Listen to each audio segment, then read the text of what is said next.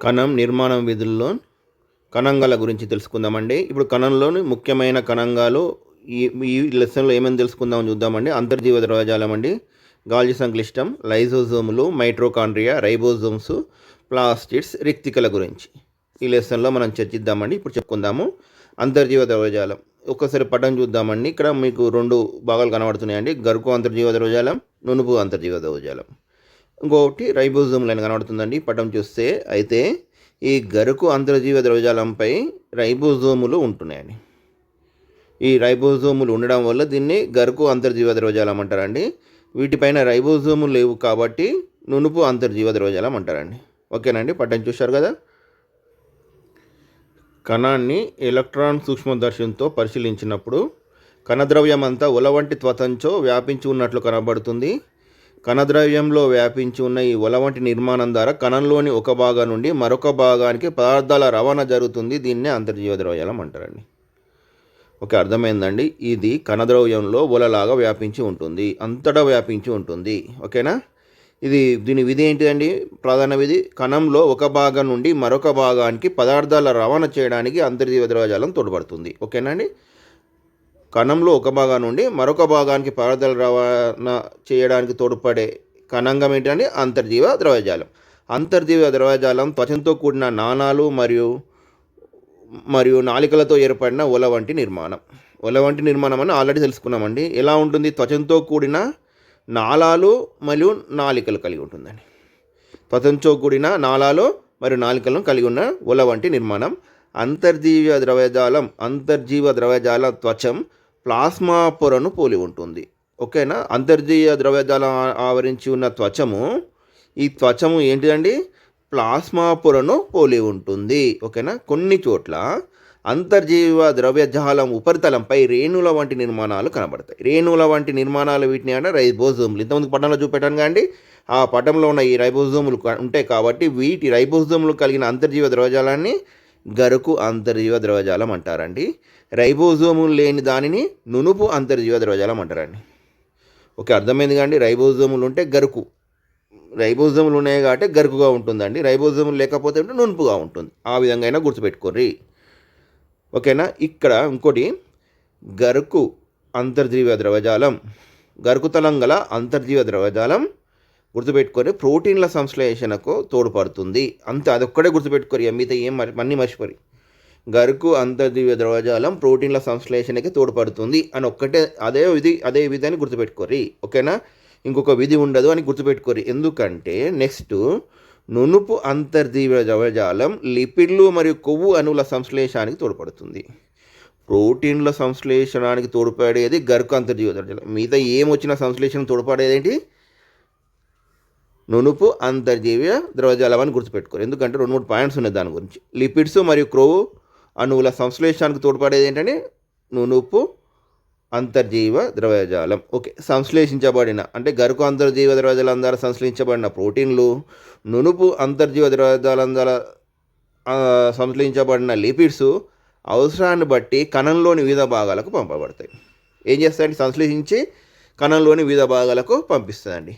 అంతర్జీవ ద్రవజాలం ఉపయోగించి కొన్ని ప్రోటీన్లు, లిపిడ్లు ప్లాస్మా పొర నిర్మాణంలో కూడా తోడ్పడతాయి. ఈ పాయింట్స్ గుర్తుపెట్టుకోండి. అంతర్జీవ ద్రవజాలాన్ని ఉపయోగించి కొన్ని ప్రోటీన్లు, లిపిడ్లు ప్లాస్మా పొర నిర్మాణంలో తోడ్పడతాయి. ఓకే అండి. ఇక్కడ మనం చిన్న పాయింట్స్ చెప్పుకుంటాం. ఫస్ట్ నుంచి కణంలోని ఒక భాగం నుండి ఒక భాగానికి రవాణాకు తోడ్పడుతుందండి.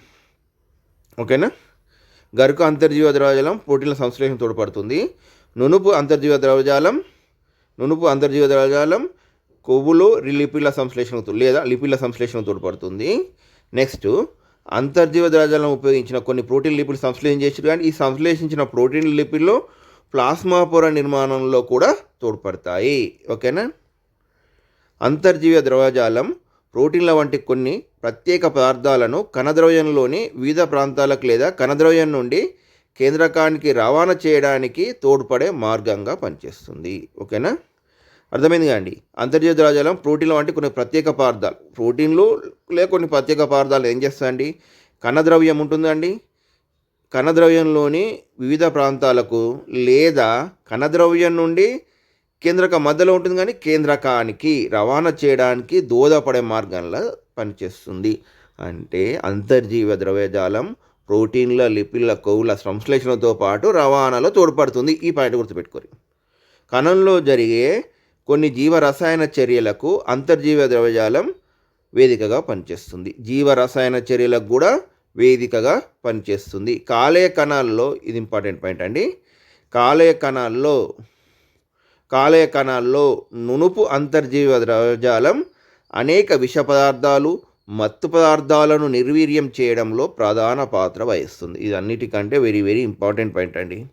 ఎక్కువ శాతం మీరు గుర్తుపెట్టుకోకుండా ఉంటారు కాబట్టి అందుకే స్ట్రెస్ చేస్తున్నా. కాలేయ కణాల్లో నునుపు అంతర్జీవ ద్రవ్యజాలం అనేక విష పదార్థాలు, మత్తు పదార్థాలను నిర్వీర్యం చేయడంలో ప్రధాన పాత్ర వహిస్తుంది. ఓకేనండి.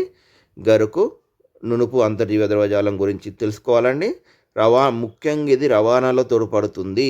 ప్రోటీన్లు, లిపిడ్లు, కొవ్వులు గుర్తుపెట్టుకొని దాంతోపాటు విష పదార్థాలు, మత్తు పదార్థాలు, ఈ 5 పదాలు గుర్తుపెట్టుకుంటే దీని గురించి చదివిపడుతుంది. మిగతా అంతా రవాణా గురించే ఉందండి.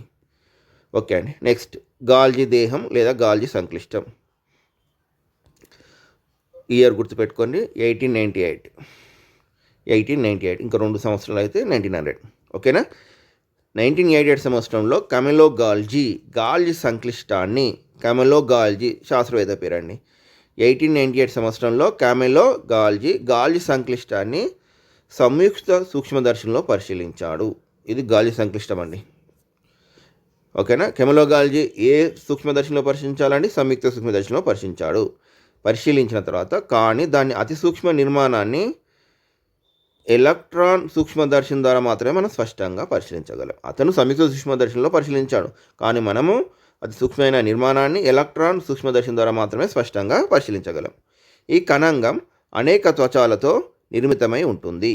అనేక త్వచాలతో నిర్మితమై ఉంటుంది.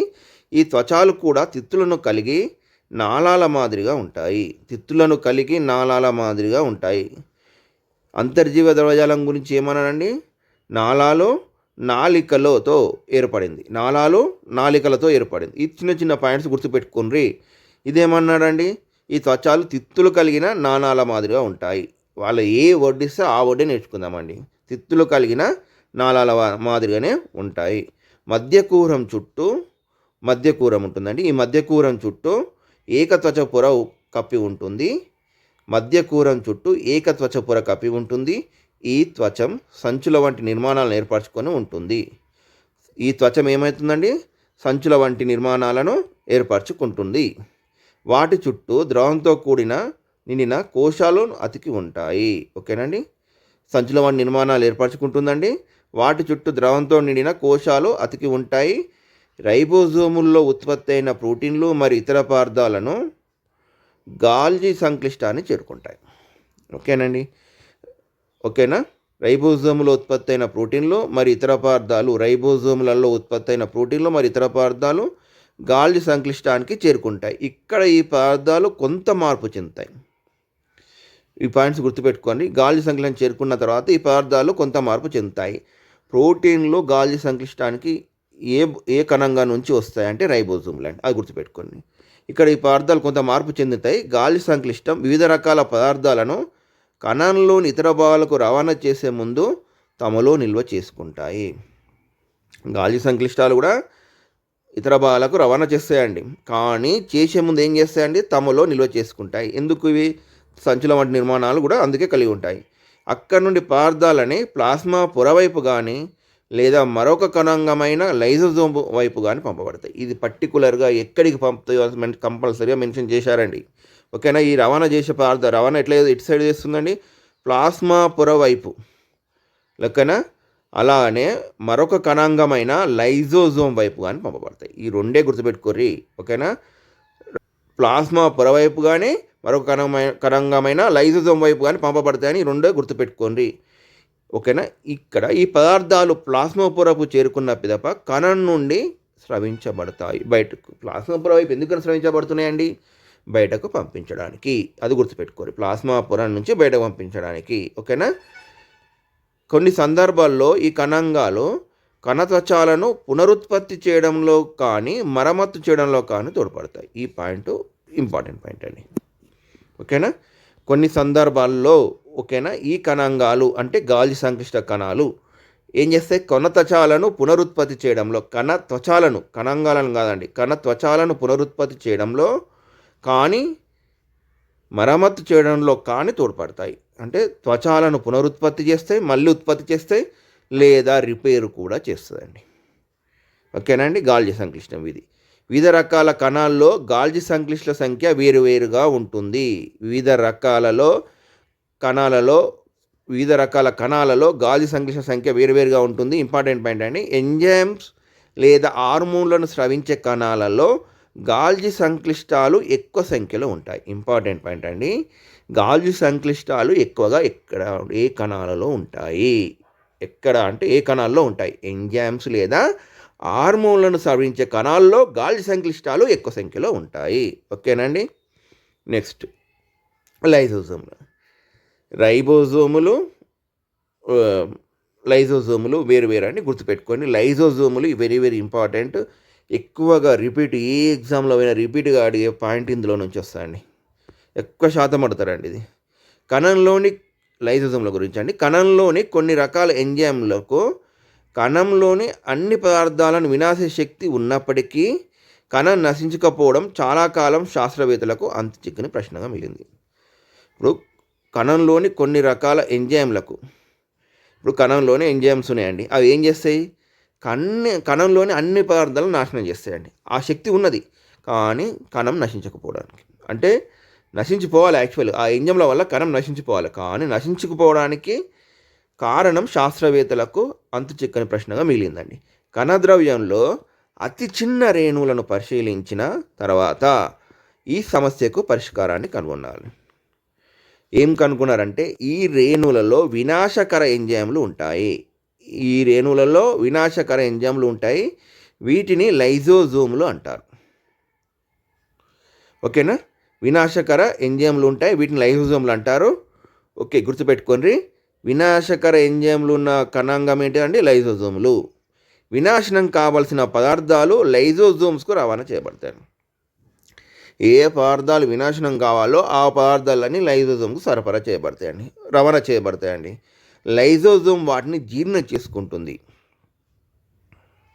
ఓకేనండి, లైజోజోమ్ వాటిని జీర్ణం చేసుకున్నప్పుడు ఏమవుతుందండి, లైజోజోమ్ పగిలి అందులోని ఎంజైమ్స్ విడుదలై దానిని నాశనం చేస్తాయి. దేనిని నాశనం చేస్తాయండి, హానికర ఎంజైమ్స్ను. కాబట్టి లైసోజోమ్స్ను స్వయం విచ్ఛిత్తి సంచులు అంటారు. లైసోజోమ్స్ని ఏమంటారండి, స్వయం విచ్ఛిత్తి సంచులు అంటారు. చాలా ఇంపార్టెంట్ అండి, ఈ పాయింట్ నేర్చుకోండి. హానికరమైన పదార్థాలు, రేణువులు, వినాశకర ఎంజైమ్లు ఉంటాయి కండి, వీటిని లైజోజోమ్లు అంటారు. వినాశనం కావాల్సిన పదార్థాలు ఏమైతాయండి, లైజోజోమ్కు రవాణా చేయబడిన తర్వాత జీర్ణం చేసుకొని పగిలి ఎంజైమ్స్ విడుదలై వాటిని నాశనం చేస్తాయండి. కాబట్టి లైజోజోమ్ని ఏమంటారు, స్వయం విచ్ఛిత్తి సంచులు అంటారు. సుసైడల్ బ్యాగ్స్ ఆఫ్ ద సెల్స్. ఓకేనండి, లైజోజోమ్స్. ఓకే, ఈ పాయింట్ కోసమే ఇదంతా అండి ఉత్పాదకం. స్వయం విచ్ఛిత్తి సంచులు అని ఎందుకు అంటారు, జీర్ణం చేసుకొని పగిలడం వల్ల స్వయం విచ్ఛిత్తి సంచులు అని అంటారు. మైటోకాండ్రియా గురించి తెలుసుకుందామండి. ఇంపార్టెంట్ అండి, ఇది చాలా ఇంపార్టెంట్. ఇందులో ఇంకో ఇంపార్టెంట్ పాయింట్ ఉంది. ఉల్లిపొర మైటోకాండ్రియా పరిశీలనకు ఒక కృత్యం ఇచ్చారండి. ఉల్లిపొర కణాల్లో మైటోకాండ్రియాను పరిశీలించాలి. ఎక్కడండి, ఉల్లిపొర కణాలలో. ఇది గుర్తుపెట్టుకోండి, ఉల్లిపొర కణాల్లో బీకార్లో జానస్ గ్రీన్ బీ ద్రావణాన్ని తయారు చేయాలి. ఈ జానస్ అంటే జాన్సన్ అని గుర్తుపెట్టుకోరు, అలా చెప్తున్నాను. జాన్సన్ గ్రీన్ క్రికెట్ ఆటగాడు అండి, అందుకు గుర్తుపెడుతున్నా. ఆస్ట్రేలియా జట్టు ఆటగాడు అని గుర్తుపెట్టుకోండి. జానస్ గ్రీన్ బీ ద్రావణాన్ని తయారు చేయాలి. ఈ ద్రావణం ఇలా తయారు చేయాలి, ఇది ఇంపార్టెంట్ అండి. జానస్ గ్రీన్ బీ మైటోకాండ్రియాలో వచ్చింది, అది గుర్తుపెట్టుకోండి. జాన్సన్ గ్రీన్ బీయో మీరు జాన్సన్ అని గుర్తుపెట్టుకుంటేనే ఎక్కువ కాలం గుర్తుకుంటుందండి. జానస్ గ్రీన్ బీ మైటోకాండ్రియా పరిశీలించే కృత్యంలో వచ్చింది. ఇది ఎలా తయారు చేయాలి, 200 మిల్లీగ్రాముల జానస్ గ్రీన్ బీను 100 మిల్లీలీటర్ల నీటిలో కలపాలి. ఇక్కడ ఒక పాయింట్ గుర్తుపెట్టుకోండి, 200 మిల్లీగ్రామ్స్ 100 మిల్లీలీటర్స్. గ్రామ్స్ అండి, లీటర్స్ అండి, గుర్తుపెట్టుకోర్రి. 200 మిల్లీగ్రామ్స్ జాన్సన్ గుర్తుపెట్టుకోరు. జానస్ గ్రీన్ బీ 100 మిల్లీలీటర్ నీటిలో కలపాలి. ఓకేనండి. ఒక వాచ్ గ్లాస్లో ఈ ద్రావణం కొంత తీసుకొని, వాచ్ గ్లాస్లో ఏ ద్రావణం తీసుకోవాలండి? జానస్ గ్రీన్ బీని తీసుకొని దానిలో ఉల్లి పొరను దాదాపు అరగంట సేపు ఉంచాలండి. ఎంతసేపు ఉంచాలి? అరగంట సేపు. ఈ పాయింట్ కూడా ఇంపార్టెంటే. అరగంట. మైట్రోకాండ్రియా పరిశీలనలో జానస్ గ్రీన్ బీని ద్రావణంలో ఉంచిన ఉల్లి పొరను అరగంట సేపు పరిశీలించాలండి. ఉల్లి పొరను వాచ్ గ్లాస్ నుండి తీసి స్లైడ్పై పెట్టి నెమ్మదిగా నీటితో కడగాలి. ఓకేనండి. కవర్ స్లిప్ నుంచి ఉల్లి పొరను సూక్ష్మదర్శిలో పరిశీలించాలి. పరిశీలించిన తర్వాత ఎలా ఉందో చూద్దాము. ఇక్కడ మీరైతే గుర్తుపెట్టుకోవాల్సింది జానస్ గ్రీన్ బీ 200 మిల్లీగ్రాముల జానస్ గ్రీన్ బీను 100 మిల్లీలీటర్లో కలిపి ద్రావణాన్ని తయారు చేయాలి. ఎంతసేపు ఉల్లి పొరను దాదాపు ఎంతసేపు ఉంచాలండి? అరగంట సేపు ఉంచాలి. ఈ పాయింట్స్ ఇంపార్టెంట్ అండి. ఒకసారి పటాన్ని పరిశీలిద్దామండి, మైట్రోకాండ్రియా పటాన్ని. ఓకే అండి, చూడండి, ఇది వెలుపలి పొర అండి.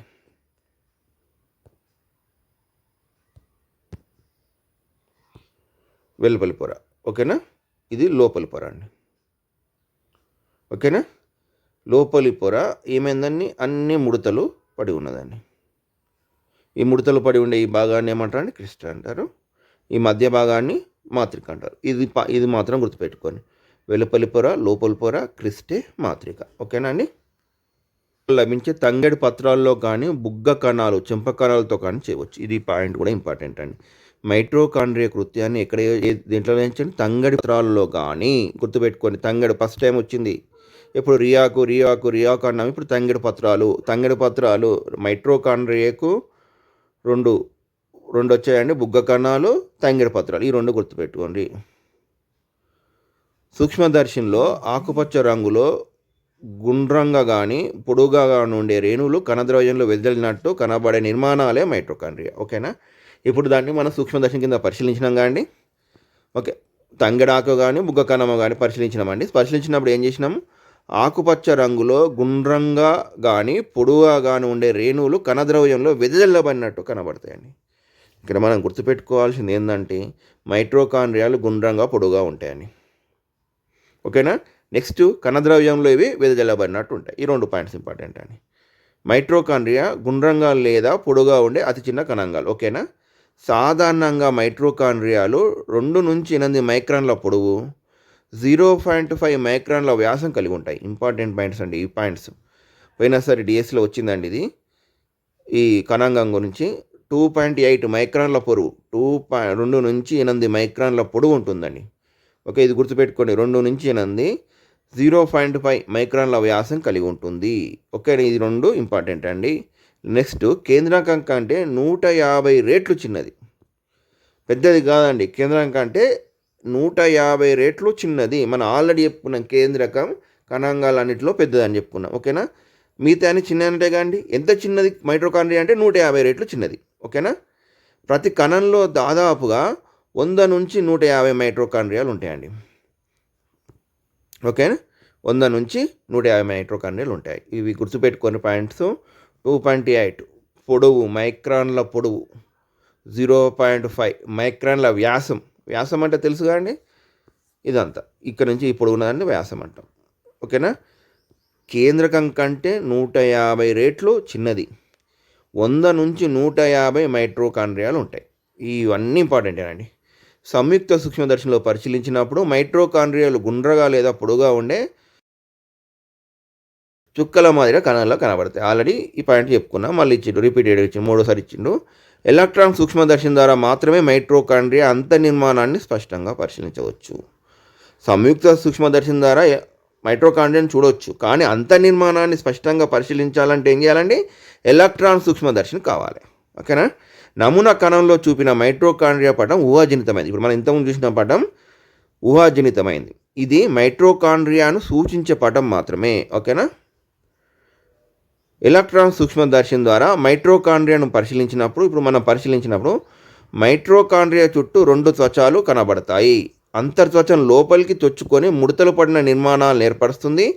ఈ నిర్మాణాలనే క్రిస్టే అంటారు. క్రిస్టే మధ్య గల స్నిగ్ధ పదార్థాన్ని మాత్రిక అంటారు.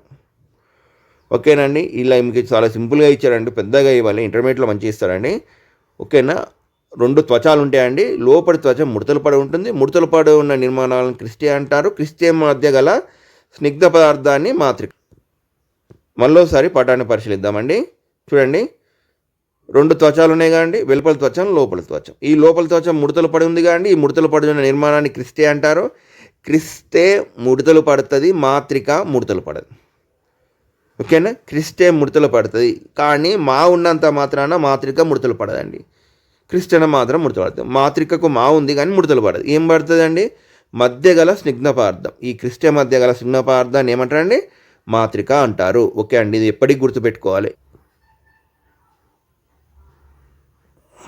మనకు కావాల్సిన శక్తిని ఉత్పత్తి చేసే, అంటే కణానికి కావాల్సిన శక్తిని ఉత్పత్తి చేసే కణ శ్వాసక్రియ మైటోకాండ్రియా జరుగుతుంది. ఎక్కడ జరుగుతుంది? ఇక్కడ ఇవన్నీ ఏమీ లేవు కాబట్టి కాంతి శ్వాసక్రియ, నిశ్వాసక్రియ ఎక్కడ జరుగుతుందని ఇవ్వలే కాబట్టి మనకు సంబంధం లేదండి. కణానికి కావాల్సిన శక్తిని ఉత్పత్తి చేసే కణ శ్వాసక్రియ ఎక్కడ జరుగుతుందని? మైటోకాండ్రియాలో జరుగుతుంది. ఇంపార్టెంట్ పాయింట్ అండి. కణ శ్వాసక్రియ ఎందులో, ఏ కణాంగంలో జరుగుతుంది? మైటోకాండ్రియా జరుగుతుంది. కాబట్టి మైటోకాండ్రియాలను కణశక్తగారాలు అంటారు. స్వయం విచ్యుతి సంచులను వేటిని అంటారంటే లైజోజోమ్లు అంటారు. కణశక్తగారాలను ఏంటంటారంటే మైటోకాండ్రియాలు అంటారు. ఓకేనండి, చాలా చిన్నగా ఉండి ఇలా ఏం పెద్దగా పాయింట్స్ ఏం లేవండి. 2 పొరలు క్రిస్టే మాత్రికను గుర్తుపెట్టుకుంటే అయిపోతుందండి. అది ఎంత పరిమాణంలో ఉంది అనేది అది కూడా గుర్తుపెట్టుకుంటే అయిపోతుందండి. ఎంత పెద్దది. నెక్స్ట్ రైబోజోమ్లు అండి. రైబోజోమ్లు చాలా చిన్న లెసన్ అండి, చిన్న పాయింట్, ఒకటే 2 లైన్లు అయిపోతాయండి. కణంలోని కణద్రవ్యంలో చిన్నగా రేణుల రూపంలో కనబడే నిర్మాణాలను రైబోజోమ్లు అంటారు. ఓకేనా? అంతర్జీవ ద్రవ్యజాలంలో ఒల వంటి ఏమిటంటే అంతర్జీవ ద్రవ్యజాలం ఒల్లాగా ఉంటుంది. మైటోకాండ్రియా కణంలో వెదజల్లబడినట్టు ఉంటుందండి. వెదజల్లబడినట్టు 100 నుంచి 150 ఉంటాయండి. ఓకే, ఇది గుర్తుపెట్టుకోరు. ఇవి ఆర్ఎన్ఏ మరియు ప్రోటీన్లతో ఏర్పడతాయి. ముఖ్యమైన పాయింట్ అండి, ఆర్ఎన్ఏ మరియు ప్రోటీన్లతో ఏర్పడతాయి. ఇవి 2 రకాలండి, 70S 80S. రైబోజోములు 2 రకాలు, 70S 80S. ఇవి ఆర్ఎన్ఏ మరియు ప్రోటీన్లతో ఏర్పడిన ఈ రైబోజోములు 2 రకాలు, 70S 80S. కొన్ని కణద్రవ్యంలో స్వేచ్ఛగా చలించే రేణుల రూపంలో ఉంటాయి. అంటే కణద్రవ్యం ఉన్నదండి, ఇవి స్వేచ్ఛగా చలించే రైబోజోములు ఉంటాయి. కొన్ని అంతర్జీవ ద్రవ్యజాలంపై అంటుకొని ఉంటాయి, తల ఉపరితలంపై కనబడతాయి. ఓకేనా? మరికొన్ని గరుకు అంతర్జీవజాలంపై రైబోజోములు కనబడతాయి. రైబోజోముల్లో ప్రోటీన్ల సంశ్లేషణ జరుగుతుంది. గరుకు అంతర్జీవ ద్రవ్యజాలం ప్రోటీన్ సంశ్లేషణ చేయడానికి కారణం ఏంటండి? ఆ గరుకు అంతర్జీవ ద్రవ్యజాలం ఉపరితలం గుర్తుపెట్టుకుంటే రైబోజోములు అయిపోతాయి మన లెసన్ ప్రకారం. ప్లాస్టిడ్స్, ఈ పత్రాలు పరిశీలించాలంటే రియో పత్రమే ఎక్కువ వస్తుందండి, గుర్తుపెట్టుకోండి. రియో పత్రంలో హరితరేణులను పరిశీలిద్దాం. ఓకేనండి.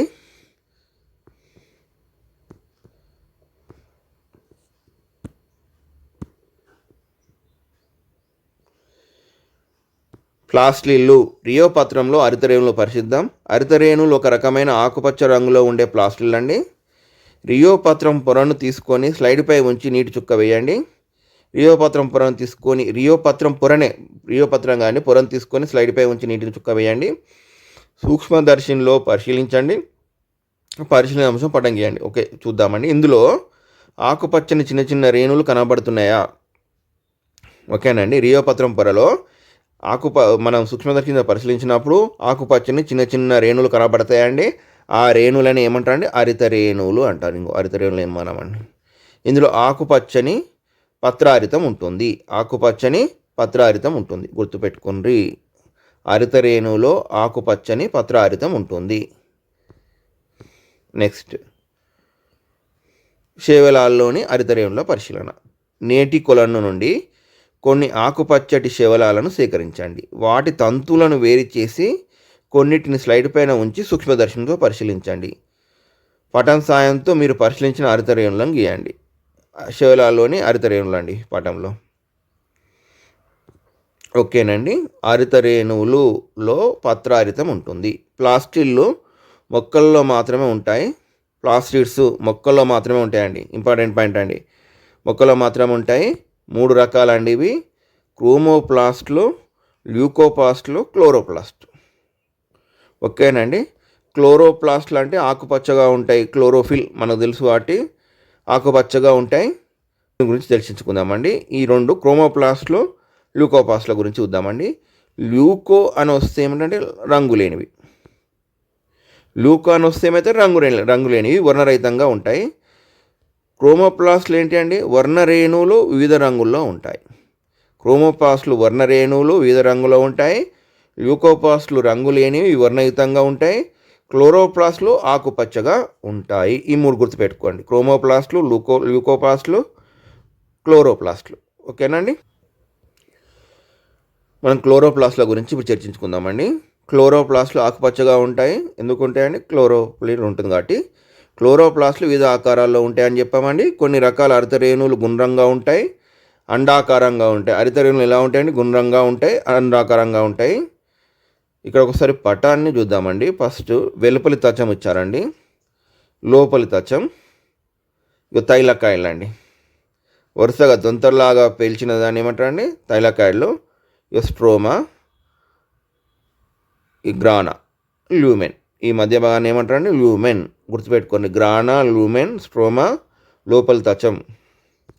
ఓకేనండి. శేవలాల్లో హరితరేణువులు నిచ్చెనాకారంలో కానీ నక్షత్ర ఆకారం, ఇది ఇంపార్టెంట్ పాయింట్ అండి, గుర్తుపెట్టుకోండి.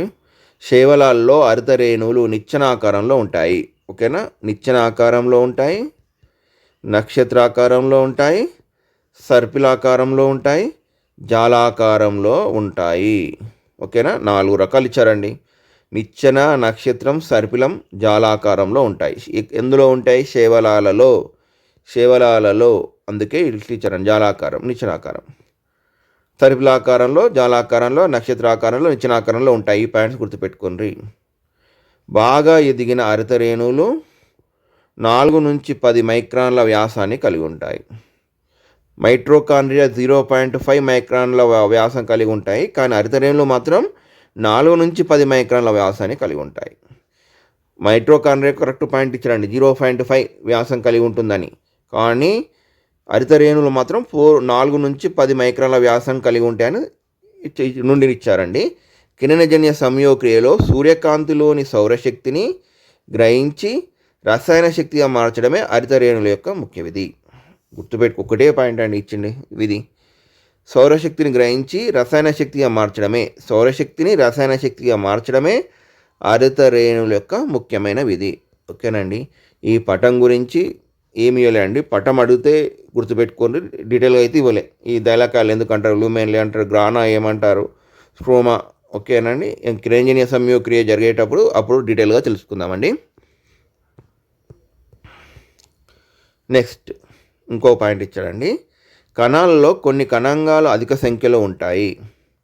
ఉదాహరణకు కిరణజన్య సంయోగక్రియలో పాల్గొనే కణాలలో క్లోరోప్లాస్ట్లు 50 నుండి 200 వరకు ఉంటాయండి. అన్ని కణాలలో ఒకే తీరుగా ఉండేయండి. కిరణజన్య సంయోగక్రియ పాల్గొనే కణాల్లో, మొక్కలోని కణాలలో క్లోరోప్లాస్ట్లు 50 నుండి 200 వరకు ఉంటాయండి. మైట్రోకాండ్రియాలు ఎంత అన్నారండి? 100 నుండి 150 వరకు. ఇవి 200 వరకు ఉంటాయి కానీ ఇవి ఎక్కువగా ఉంటాయండి వాటికంటే. కొన్ని కణాంగాలు అధిక సంఖ్యలో ఉంటాయి. ఇవి క్లోరోప్లాస్ట్లు ఎంత ఉంటాయి? 50 నుండి 200 వరకు అండి. ఇప్పుడు రిక్తికల గురించి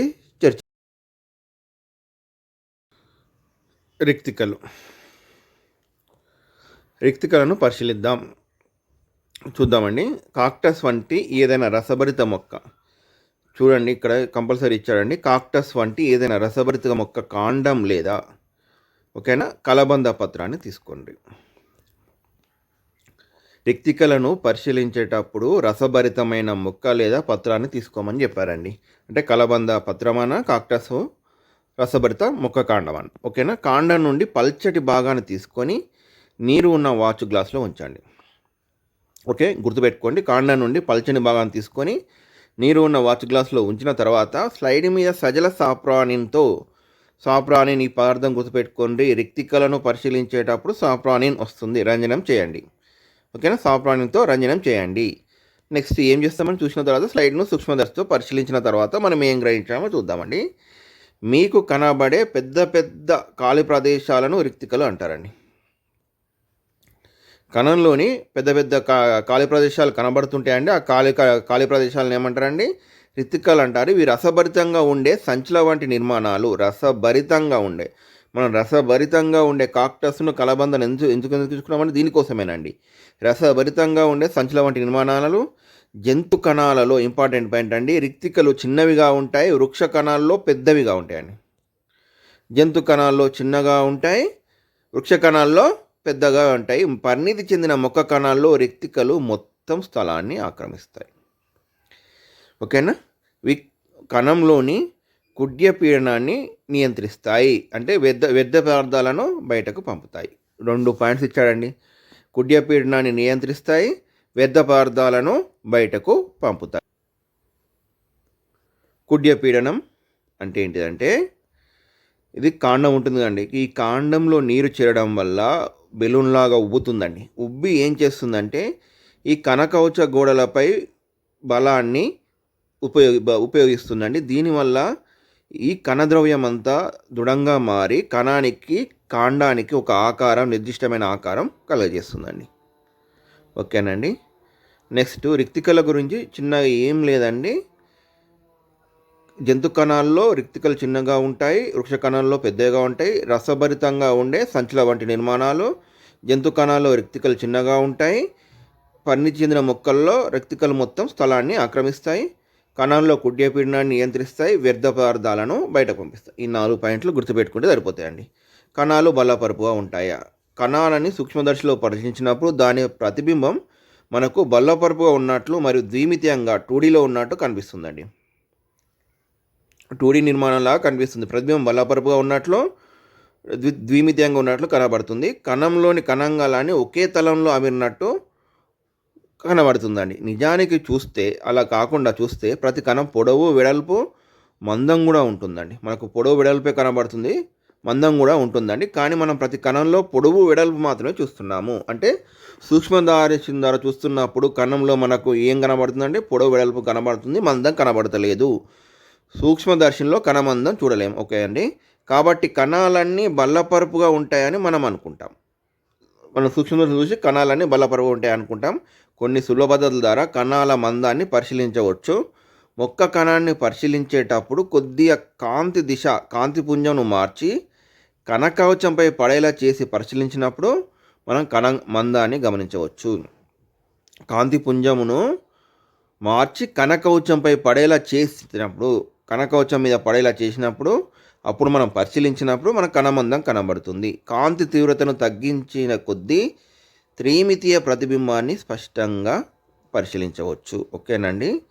కాంతిపుంజాన్ని కణకవచం మీద ప్రసరించినప్పుడు మందం కనబడుతుందండి. కాంతి తీవ్రతను తగ్గించే కొద్దీ త్రిమితీయ ప్రతిబింబం స్పష్టంగా పరిశీలించవచ్చు. కణాల యొక్క త్రిమితీయ పటాలండి ఈ 2. ఈ విధంగా కణాలు ప్రతి కణంలో కణత్వచం, కణాంగాలు నిర్దిష్టంగా అమరి ఉండడం వల్ల కణం నిర్దిష్ట ఆకారాన్ని పొంది విధులను నిర్వహించగలుగుతుంది. అర్థమైంది కండి. ప్రతి కణంలో కణత్వచం, వివిధ కణాంగాలు నిర్దిష్టంగా అమరి ఉండడం వల్ల కణం నిర్దిష్ట ఆకారాన్ని పొంది విధులను నిర్వహించగలుగుతుంది.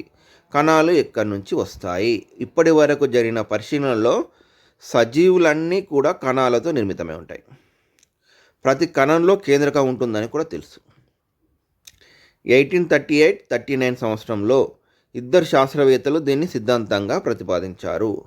మాథియస్ జాకబ్ స్లీడన్ 1804 నుంచి 1881 వరకు, థియోడర్ షాన్ 1810 నుంచి 1882 వరకు. ఇద్దరు ఒకే కాలానికి చెందినవారండి దాదాపుగా. ఎవరండి? Jacob స్లీడన్, Theodore Shan. 2 శాస్త్రవేత్తలు కణ సిద్ధాంతాన్ని ప్రతిపాదించారు. ఓకే అండి. స్లీడన్, షాన్ ఏం చేశారండి? కణ సిద్ధాంతాన్ని ప్రతిపాదించారండి. స్లీడన్ వృక్ష శాస్త్రజ్ఞుడు, షాన్ జంతు శాస్త్రవేత్త. గుర్తుపెట్టుకోండి. స్లీడన్ వృక్ష శాస్త్రవేత్త, షాన్ జంతు శాస్త్రవేత్త. ఓకేనా. అప్పటి వరకు కొందరు శాస్త్రవేత్తలు అన్ని సజీవుల్లో కణాలతో నిర్మించబడి ఉంటాయని తమదైన శైలిలో వ్యక్తీకరించినప్పటికీ మొట్టమొదటిసారిగా స్లీడన్ మరియు షాన్ మొత్తం వృక్షరాజ్యంలోని జీవులన్నీ కణాలతో నిర్మితమై ఉంటాయనే అంశాన్ని నిర్ధారించాడు. మొత్తం వృక్షరాజ్యంలో జీవులన్నీ కణాలతో నిర్మితమై ఉంటాయని మొదటిసారిగా నిర్ధారించారండి. ఇంకొక రకంగా చెప్పాలంటే 2 శాస్త్రవేత్తలు వివిధ రకాల పరిశోధనలను సాధీకరించి అన్ని జీవులకు వర్తింపచేసే విధంగా కణ సిద్ధాంతాన్ని ప్రతిపాదించారు. ఇద్దరు శాస్త్రవేత్తలు ఏం చేసినారు, వివిధ రకాల పరిశీలనను సాధారణం చేసి అన్ని సజీవులకు వర్తింపచేసే విధంగా కణ సిద్ధాంతాన్ని ప్రతిపాదించాడు. అందువలన కణ సిద్ధాంతాన్ని మొట్టమొదటిగా ప్రతిపాదించిన ఘనత వీరిద్దరికే దగ్గుతుంది. ఓకేనా. రాబర్ట్ హుక్ మొట్టమొదటిగా కణాన్ని పరిశీలించిన 200 సంవత్సరాల విరామం అనంతరం కణ సిద్ధాంతాన్ని ప్రతిపాదించబడింది. ఇంపార్టెంట్ పాయింట్ అని. రాబర్ట్ హుక్ కణాన్ని పరిశీలించింది, కణం కనుక్కున్న తర్వాత 200 సంవత్సరాల విరామం అనంతరం కణ సిద్ధాంతం ప్రతిపాదించబడింది. ఓకే, దాన్ని చూద్దామండి. కణ సిద్ధాంతాన్ని స్లీడెన్స్టాన్ ప్రతిపాదించారు కదండి, కానీ సిద్ధాంతం కొత్త కణాలు ఎలా ఏర్పడతాయో వివరించలేదు. కణ సిద్ధాంతాన్ని కణాలతో జంతువులు కానీ వృక్షాలు కానీ కణాలతో నిర్మితమై ఉంటాయని చెప్పారండి. కణ సిద్ధాంతాన్ని ప్రతిపాదించారు, కానీ కొత్త కణాలు ఎలా ఏర్పడతాయో వివరించలేడు. స్లీడెన్స్టాన్ అయిపోయిన తర్వాత 1855లో రుడాల్ఫ్ విర్కోవ్ శాస్త్రవేత్త పేరు గుర్తుపెట్టుకొని మొట్టమొదటగా కణాల విభజన చెంది కొత్త కణాలు పాత కణాల నుండి ఏర్పడతాయని వివరించారు. రుడాల్ఫ్ విర్కోవ్ ఎన్నడండి, కణాలు విభజన చెందుతాయండి, ఆ విభజన చెందడం వల్ల కొత్త కణాలు ఏర్పడతాయి. ఎక్కడి నుండి ఏర్పడతాయి? పాత కణాల నుండి. పాత కణాలు విభజన చెందడం వల్ల కొత్త కణాలు ఏర్పడతాయి. అసంపూర్తిగా ప్రతిపాదించిన కణ సిద్ధాంతాన్ని స్లీడెన్స్టాన్ అధికరించి ప్రస్తుతం కణ సిద్ధాంతాన్ని రూపొందించారు. కణ సిద్ధాంతాన్ని ప్రతిపాదించిన స్లీడెన్స్టాన్ ఎలా ఉందంటే అసంపూర్తిగా ఉంది. దీనిని ఆధునీకరించి ప్రస్తుతం కణ సిద్ధాంతాన్ని రూపొందించారు. దాని ప్రకారం అంటే ఆధునీకరించిన కణ సిద్ధాంతం ప్రకారం జీవరాశులన్నీ కణాలు వాటి ఉత్పన్నాలతో నిర్మించబడి ఉంటాయి. జీవరాశులన్నీ కణాలు, ఆ కణాలన్నీ ఏంటి, వాటి ఉత్పన్నాలతో నిర్మించబడి ఉంటాయి. కణాలన్నీ ముందు తరం కణాల నుంచే ఏర్పడతాయి, కొత్తగా ఏర్పడవు.